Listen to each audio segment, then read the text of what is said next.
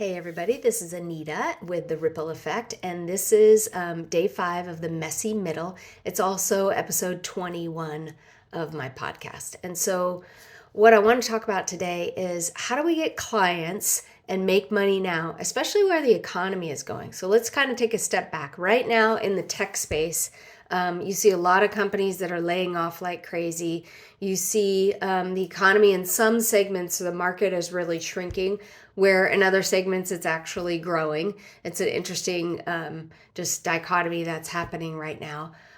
You see some people that are using savings to be able to keep their household afloat and all these different things. So I wanted to be able to come on today and talk about just when we're in that space in the messy middle of being able to say, like, I have a specialized knowledge and a skill set and I'm good at what I do, but either the client stream of clients that I've had has dried up, or I worked primarily for one client, like an employer, and that job has gone by the wayside for something that has happened. Usually I'll kind of assume that that probably was not your fault. You're just in a situation now where you need help in figuring out how to get clients and make some money now. And so let's kind of break this down. I'm going to talk about 3 different points and give you some action items to be able to take and put into practice right now, right here today. So strap in and just tune in and see what we're going to walk through here. So a couple of things that I want to talk about. When we're in a situation where we have this specialized knowledge, the skill set that says, hey, I'm actually good at what I do, but I am in a situation where for whatever reason my stream of revenue has dried up, and I need to be able to go out and get some clients. And so let's kind of break that down and see how that works. So number one thing that you're going to want to start doing is start connecting with the people in your network that you already know. Now, let me be clear. We're not going out and talking to everybody that we know, shooting them messages in all of our social networking sites and asking or selling or anything like that. Like, that's cheesy. It's yucky. It feels gross when people do that to you. It's like those spam messages that you get maybe on LinkedIn that say, hey, I don't even know you. Let me fill in your name. And by the way, I want to do something for you, and that kind of stuff like that. That just feels dirty all the way around, and we're not talking about that. What we're talking about is really genuinely connecting with people in your network. So you're going to call them up. You're going to see how they're doing. You're going to understand. You're going to be more interested in them than you are in you. And you really have a heart to be able to connect with people to see, like, what's going on. I haven't talked to you in a little while. Like, let's connect. What's going on in your life, in your family, and in your job. And then the other thing that I want you to do is be listening for ways to serve. So when I have those kinds of conversations with people in my network, number one, I don't wait for a really long time. Like, I don't call people that I haven't talked to in 20 years that aren't really in my circle of influence anymore and call them up and saying, hey, I need a job. Can you hire me? What I do is, instead, as I cultivate those relationships, just merely because they're my friends, they're my work colleagues. I want to be able to know how they're doing. I want to know how their spouse and their kids are doing. I want to know what's going on in their lives. And so see how that connection in a networking format is really about how's the other person doing. So the other part of that, so we're still on the connecting in my network if I want to be able to figure out how do I get clients and make some money now. So as I'm connecting with people in my network and I'm figuring out or listening for what's going on in their lives, the second thing that I'm doing is I'm listening how to serve. And so in the midst of conversation, I'm genuinely interested in what's going on in their life beyond anything else that I might have to offer. And I'm listening for ways for a natural conversation to come up. So get that, a natural conversation to kind of unfold. Typically it goes something like this. Hey, Susie Bell, how are you doing? Haven't talked to you in a little while, blah, blah, blah. We kind of catch up first on lives. How's your husband? How are your kids? I remember that your daughter was going to do this. What's going on in business? That kind of stuff. And then what usually happens with most people is they ask you how you're doing. And so then you share that information. But you're sharing just to share for share's sake. You're not trying to get something out of the conversation. Because don't we know we just, again, it makes us feel yucky when we talk to those people who call us up and all they want to do is like sell us something or get something from us right away. And we all know what that feels like on the receiving end. So we're not trying to duplicate that. What we're trying to do is connect with people. So a person-to-person connection is so incredibly valuable. How are you doing? What's going on? I'm listening. And if there's a natural spot in the dialogue, in the conversation where I can share what I'm doing, then that's the time that I can say, hey, I just got certified as a copywriter with Ray Edwards. Hey, I just got certified. My husband and I just got certified as those that can facilitate a marriage curriculum using the DISC profile and help us to understand each other better with communication. And so that just kind of naturally comes up in conversation. And when it comes up naturally, then oftentimes, not always, but oftentimes people will say, well, tell me more about that. And then I'll describe it a little bit more. So the number one way that we're going to implement this is we're going to start having conversations, natural conversations with people that'll help us go through and reconnect with people. We're listening for ways to serve, and we're talking more about them and asking them more about questions about their life than we are focusing on us and our problems, even though that might be really the case. Like I'm not discrediting that, but we'll talk about that in a little bit. Okay, the second thing that we want to do is when, let's say I call my friend Susie Bell and she says, hey, Anita, you know what? As a matter of fact, I have somebody that would be a perfect fit for your skill set. And I understand that you either are certified or you have the skill set or you're doing something in your business that could really help my friend or my client. And so I'm going to connect you. Okay, so now we're on the step of we've made a connection with the prospect. And so what are we going to do? This part, I cannot... it's so near and dear to me and so incredibly important. What we're doing instead of pitching our services right off the bat is as we're in conversations with a prospect, we're demonstrating value. We're demonstrating the value that we bring to our client. We're demonstrating not just our expertise, but the value that we're bringing to them. See, it's always focused on other people. It's rarely focused on me. So what's the value that I bring? When I talk to prospects and clients, my goal is to be able to go in and deliver them anywhere from 5 to 10 times the amount of value that my rate is. And so I'm thinking, how can I serve them? Like I'm going to go in as a business owner, I'm thinking, I know how to have strategic conversations. I know how to negotiate in the middle of conflict. I know how to run high-end enterprise level projects. I know how to do these things. And so I'm going to bring all of me to the table. And bringing all of me to the table, what I'm going to do is I'm going to articulate ways that I can bring the value from not just down here, like you have a job where you need SAP project management skills to be able to implement one of the solutions.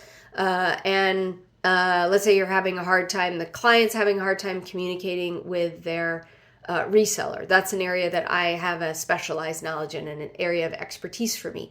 So I'm not just going to go in and bowl over anybody or just take charge of the project. What I'm going to do is I'm going to show all the strategic ways that I can help them, because I'm a business owner. In addition to being a project manager, in addition to having a specific skill set around a product like SAP, in addition to being an expert in conflict resolution, in addition to being and I have a whole list. Like I'm pulling out the tools in my tool belt, and in the conversation I am articulating the ways that I can bring the prospective client value to them. And I'm trying to do that in a way that it's like, whoa. And that's actually, to be candid about it, that's often the response that I get of like, wow, you have a lot of experience. Wow, you can really help me. Wow, you're a couple steps or 10 steps ahead of me, or whatever that looks like. And so we're trying to do that.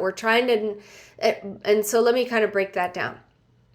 That's also very different when we're in the corporate space, oftentimes what we are trained to do, especially if you've worked for like larger companies. I know this is super true in the tech industry. I'm sure it's true across multiple like multi-million, billion-dollar companies. What they do is they train us through setting up our KPIs, and that's your critical key performance indicators. But as we're setting up our goals and our tasks for the year, then we're always telling our managers, hey, look at me, look at me, look at all the things that I did. And that usually in a lot of companies that translate directly to somebody's bonus. So there's actually incentive for you to be like, hey, over here, like I'm amazing. Look at all this stuff I did. And here's all the projects that I helped move forward in the company. And here's all the revenue and the customers and all the things that I did. But see, that's all about me.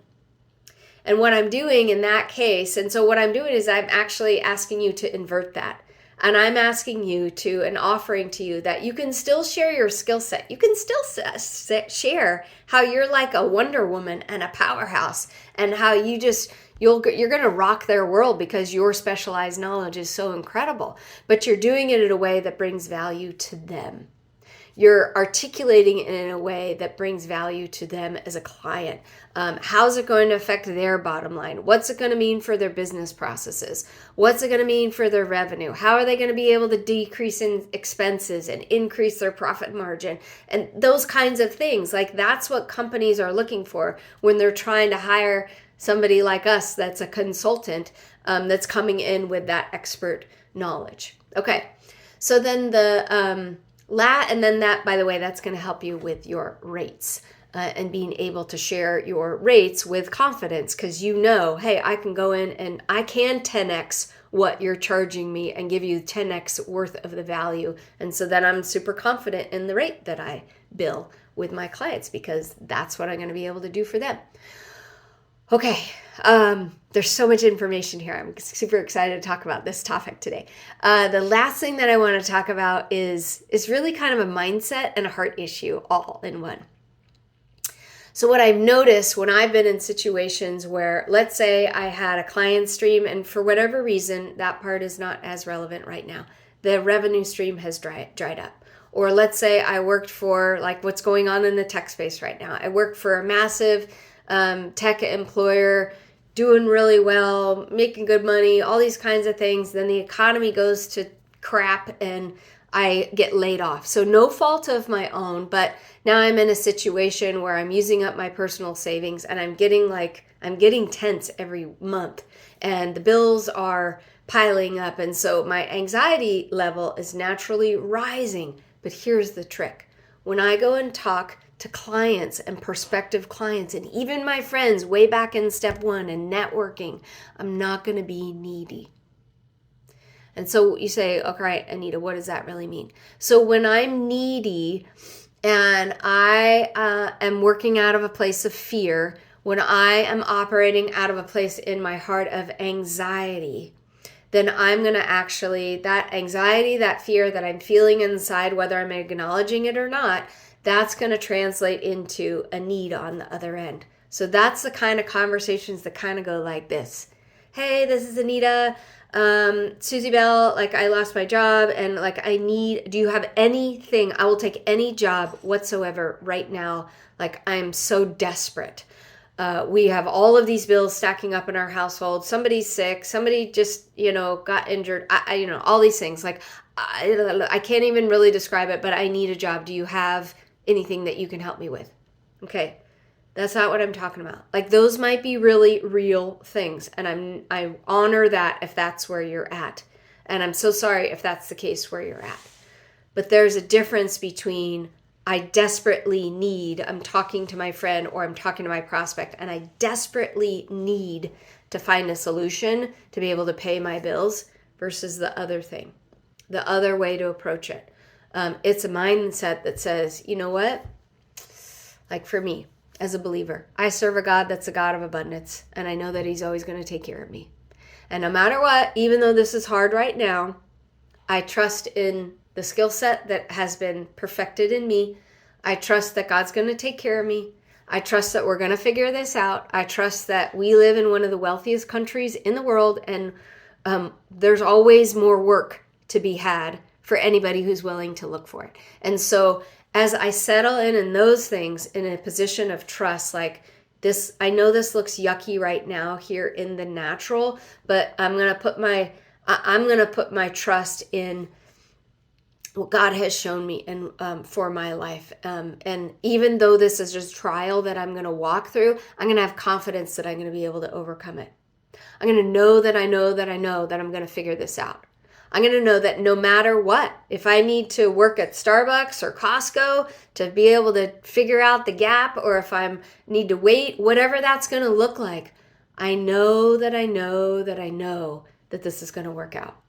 I know I'm not going to end up living out of my car. We're not, my family, my husband and my kids, we're not going to be destitute. I know that I know that I know that we're going to figure this out. And so you hear the difference there? In one case, when I'm operating out of fear, I need someone to find a solution for me. And then oftentimes, I don't know about you ladies, but oftentimes if that's the case, then I find that, oftentimes I find the case that in that dire, desperate need, I make really poor decisions. And so instead, if I settle myself down and I map out my day, first I'm going to do some prayer, then I'm going to do some Bible study, then I'm going to go for a walk and clear my head. And then each and every day, systematically, I'm going to reach out to X amount of people. I'm going to have a certain amount of conversations. Then I'm going to go ahead and take a break and do something healthy for myself. Probably not going to go crazy on spending any extra money. I'm going to dial my expenses back so that the money going out will last a little bit longer. But I know that I'm equipped to be able to figure some of these things out.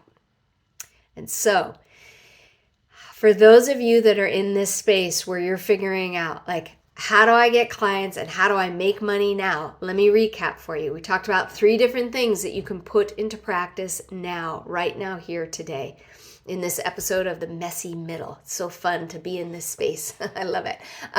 Number 1, you're going to connect and network with people and be more interested in them than you are to be interesting.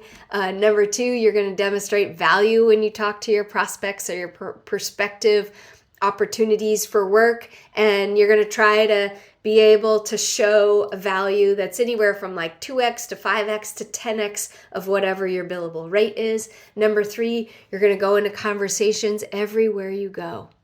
And you're not going to be needy because you're going to pray and trust that God is the God, your God, and the God that cares for you. And you are going to go into a situation having confidence. So you're going to remind yourself, for all the other times that life's been difficult, I always made it through. This might not be amazing here right now, but I'm going to take my eyes off that and I'm going to look ahead to the vision that God's given me in my life. So those are those 3 things that I want you to start practicing. If you're in that spot and you genuinely need some help, like reach out to your friends, reach out to your family, reach out to your church, reach out to the people that are there that are going to lift you up, reach out in prayer, cry out, but also go through and do some of these steps. Connect with people, demonstrate value to others, and don't be needy along the way. No, have a peace in your heart that passes all understanding that says, I know I'm going to figure this out and I'm going to keep going until I figure this out. So, that's it for today, ladies. That's another episode of The Messy Middle. I'm so enjoying doing this series of Messy Middle. If there's topics that you want me to talk about, I'd love to be able to connect with you. Just go ahead and leave those in the comments down below. We'll add those to the rotating list of content that I'm creating right now. The other thing that I want to invite you to do, if this message resonates with you, then share it with your friends. You can message me back or go ahead and join in the community of like-minded women that we're building. It's successful corporate women of faith that have that God-sized idea inside of them, and they want to be able to build a consulting business around their specialized knowledge. So if that's you, come join our community. We would love to have you. We need other women around today that can support us and love us and be like our dream launchers and our greatest cheerleaders and encouragement. So if that's a community that you're interested in connecting with, come on, I'll join us and talk to us. I'll go ahead and put a link in the show notes so that you have that available to you. And my links to that are all over my social. You can find that everywhere. So anyway, have a great day, ladies, and talk to you soon.